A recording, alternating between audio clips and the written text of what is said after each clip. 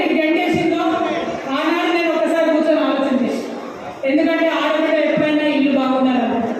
ఆడబిడ్డ ఎప్పుడైనా తను మెట్టి నీళ్ళైనా పుట్టి నీళ్ళైనా తను ఉండే రాష్ట్రమైనా దేశమైనా బాగుండాలన్నమాట. కానీ అదే ఆడబిడ్డ అదే ఇంట్లో అవినీతి జరిగినా ఇంకొకరికి అన్యాయం జరిగినా చూసుకుంటూ ఊరుకోరు. నేను కూడా ఊరుకోలేకపోయినా, అవినీతి జరుగుతుందని చెప్పిన, అన్యాయం జరుగుతుందని చెప్పిన, కొత్తగా ఇవాళ చెప్పలే. బీఆర్ఎస్ పార్టీ టీఆర్ఎస్లో ఉన్నప్పటి నుంచి చెప్తానే ఉన్నా, అధికారంలోకి వచ్చినప్పటి నుంచి చెప్తానే ఉన్నా. నేను చెప్పినటువంటి అనేక విషయాల్లో చర్యలు తీసుకున్నా, కొన్ని విషయాల్లో తీసుకోలేదు. కానీ అవినీతిని ప్రశ్నించేసరికి, బీసీ బిడ్డల గురించి మాట్లాడేసరికి, ప్రజా ఉద్యమాలు చేపట్టేసరికి ఓర్వలేనటువంటి కొన్ని గుంట నక్కలన్నీ కలిసి నన్ను బీఆర్ఎస్ పార్టీలోకి బయటకు పంపిస్తుంది.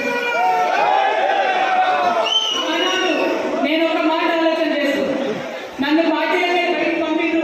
మరి నేను ఏం చేయాలి? ఒక కష్టం వచ్చింది ఒక ఆడబిడ్డకు, ఏం చేయాలి? 20 ఏళ్ళు పనిచేసినటువంటి వ్యవస్థను వదిలిపెట్టి ఇంట్లో కూర్చోవాలా, లేకపోతే అదే తోవల ప్రజల మధ్యలపై ప్రజల కోసం పనిచేయాలి? ఆలోచించుకుంటే నాకు ఒకటే అనిపించింది, ఖచ్చితంగా బయటకు వచ్చినాం, ఆడబిడ్డలం బయటకు వస్తే రానే రావద్దు, వస్తే మాత్రం విడిచిపెట్టద్దు. బయటకు వచ్చినా కాబట్టి నాకు తెలిసింది రాజకీయ రంగంలో సేవ చేయడం కాబట్టి ఖచ్చితంగా ఈ రాష్ట్రంలో ఒక నూతన రాజకీయ పార్టీ పెట్టాలని అనుకున్నాను. పెట్టిన తర్వాత చాలా మందితో ఆలోచన చేశాను. నేను ఒకదాన్ని ఏం నిర్ణయం తీసుకోలేదు. సమాజంలో అనేక మంది మేధావులు ఉన్నారు, భారతదేశంలో అనేక మంది గొప్ప వ్యక్తులు ఉన్నారు. అందరితో కూడా మాట్లాడినా, ఇవాళ ఏం కావాలి మన రాష్ట్రంలో, ఎవరి కోసం పెట్టాలి పార్టీ, ఎవరిని అడిగినా వాడే చెప్పిండు. అక్క మా తెలంగాణ వచ్చి 12 ఏళ్ళు అయింది, ఇప్పటికి కూడా తెలంగాణ రాకముందు మాకు ఎంత జీతం ఉందో మాకు అంతే జీతం ఉంది. తెలంగాణ రాకముందు మాకు ఎంత గిట్టుబాటు వచ్చిందో అంతే వస్తున్నది.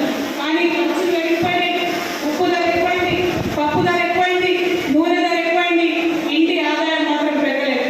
మరి అలా మా పిల్లగాడిని ఒక మంచి స్కూల్లో వేయాలంటే వేసే పరిస్థితి లేదు. మా ఇంట్లో ఎవరికన్నా జబ్బు వస్తే, యాక్సిడెంట్ అయితే హాస్పిటల్లో చూపించే పరిస్థితి లేదు. ఈ ఆలోచన చేసిన తర్వాత అనేక మంది మేధావులతో, ప్రపంచవ్యాప్తంగా ఉన్న వాళ్ళతో మాట్లాడినాను. వాళ్ళందరితో మాట్లాడినాక ఒక 5 కార్యక్రమాలు ఎంచుకున్నాను.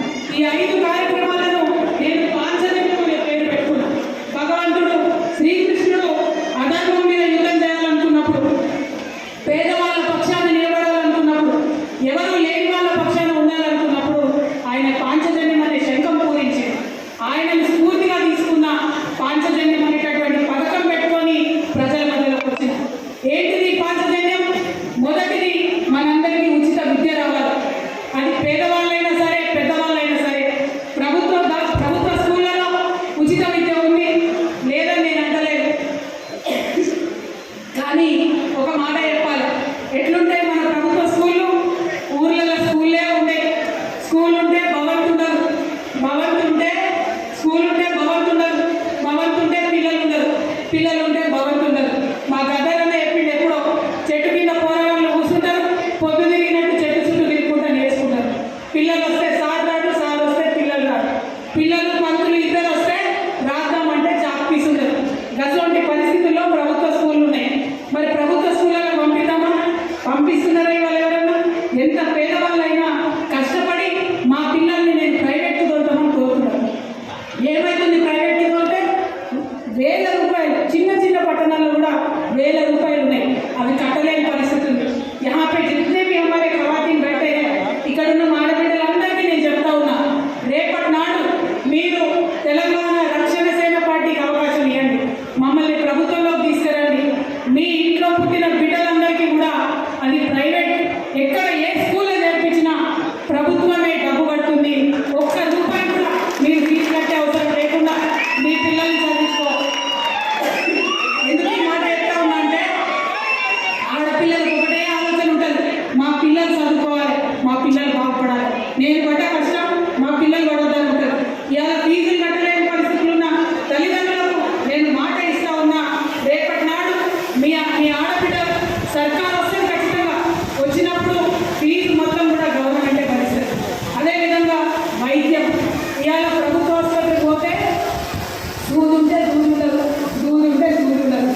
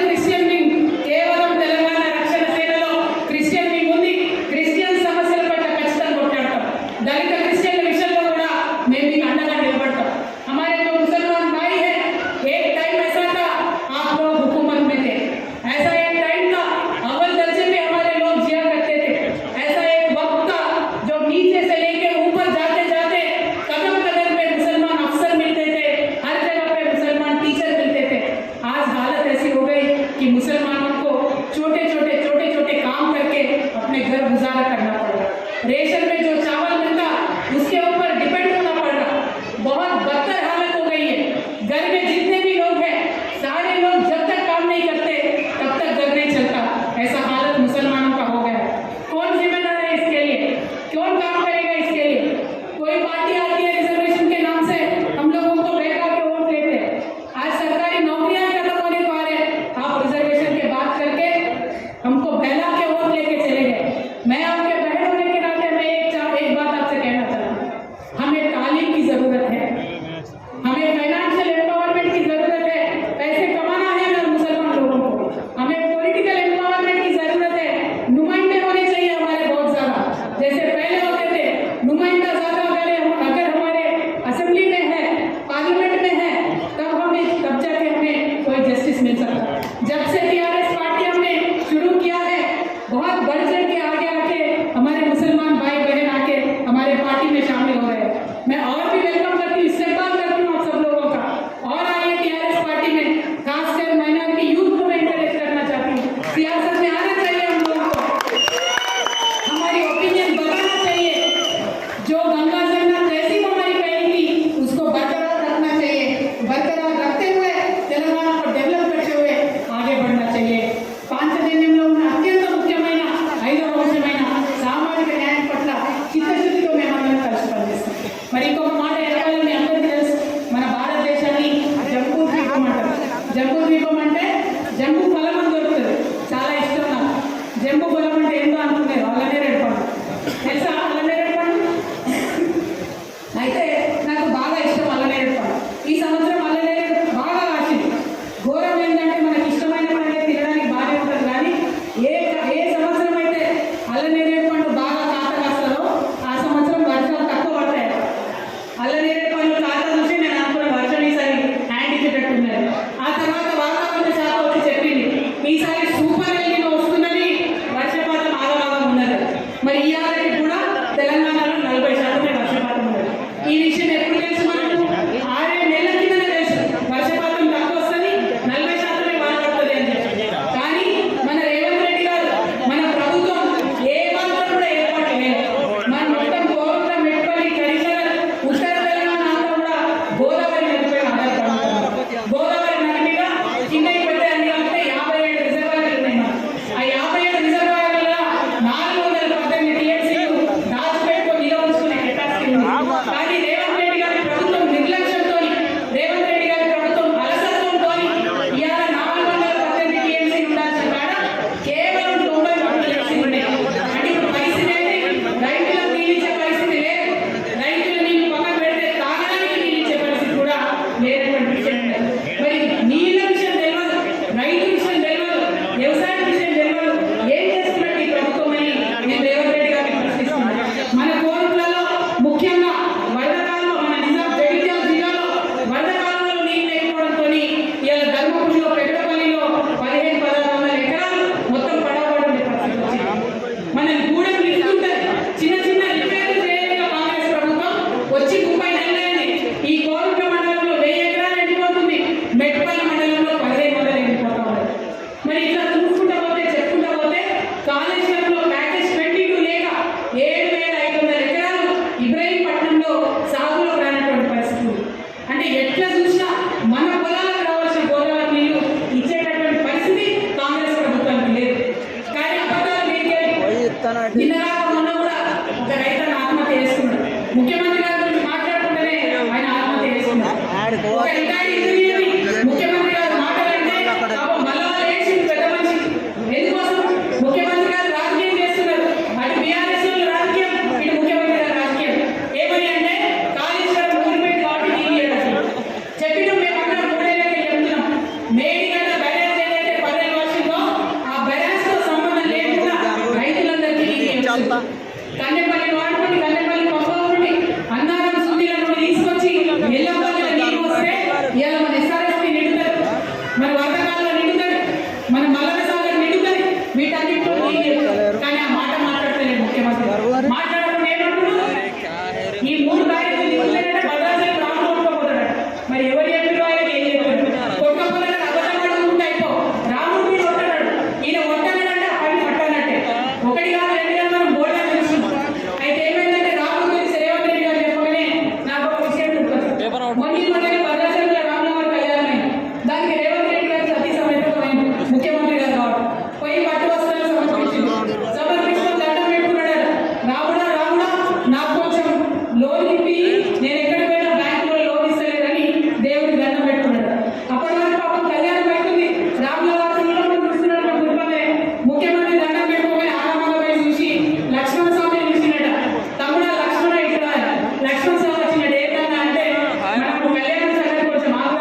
ఈ ముఖ్యమంత్రి ఏమో పైసలు ఏమని అడుగుతాడు, అప్పు తీసుకున్న తర్వాత విషయం కానీ జర మన చెప్పులైతే జరుగు దాచిపెట్టన్నాడు.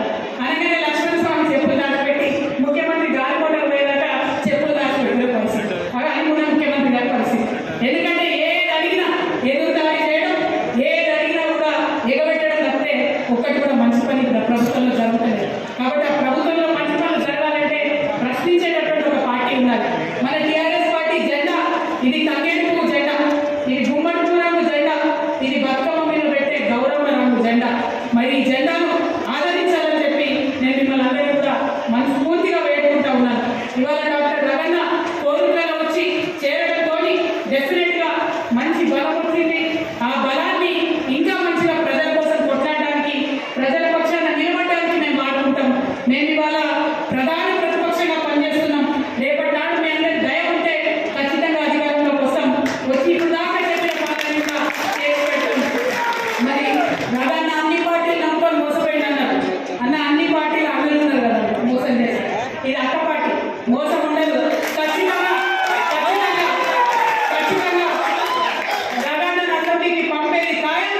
రవణ నిలబడ్డప్పుడు కోరుట్ల మెట్పల్లి ప్రజలందరూ కూడా మరి రవణకు సహకరించాలి, వారికి ఓటేయాలి, వారిని గెలిపించాలని చెప్పి మనస్ఫూర్తిగా మిమ్మల్ని అందరినీ కోరుతున్నాం. నిజంగా ఈ కోరుట్ల నిజామాబాద్ పార్లమెంట్ ప్రజలందరికీ కూడా మళ్ళొకసారి నేను చేతులు జోడించి నమస్కరిస్తా ఉన్నా. ఎందుకంటే మీరందరూ ఓటేయడం వల్లనే నేను పార్లమెంట్కి పోయి ఇవాళ దేశంలో కూడా గుర్తుపట్టే పరిస్థితి ఉన్నది. మీ దయతోని నేను ఇవాళ 10 మంది నన్ను గుర్తుపట్టేటటువంటి స్థాయి కలిగిన. మరీ ముఖ్యంగా కోరుట్ల మెట్పల్లిలో ఉన్న ఎవరైతే ముసల్మాన్ సోదరులు ఉన్నారో अब सबको मैं तहे दिल से और एक बार शुक्रिया अदा करना चाहती हूँ, क्योंकि हर टाइम आप हमारे साथ रहे, हर टाइम आप हमारे मुझे अपने बहन मान के एक फैमिली मेंबर का आपने दर्जा दिया. पूरे पार्लियामेंट के हल्के में मुसलमान भाइयों ने वो रिस्पेक्ट मुझे दिया. तो इसी रिलेशनशिप से, इसी रिश्ते से मैं आपसे मांगती हूँ कि आप टीआरएस पार्टी का तारीफ करिए, रगन्ना को सपोर्ट कीजिए, पवन को सपोर्ट कीजिए, टीआरएस पार्टी को आगे बढ़ाइए. हम आपके लिए काम करेंगे. Thank you. जय तेलंगाना, जय तेलंगाना, जोहार तेलंगाना वीरुలకు, जोहार तेलंगाना वीरुలకు. కొనసాగిస్తాం ప్రొఫెసర్ జయశంకర్ గారి ఆశయాలను, కొనసాగిస్తాం ప్రొఫెసర్ జయశంకర్ గారి ఆశయాలను. జై తెలంగాణ.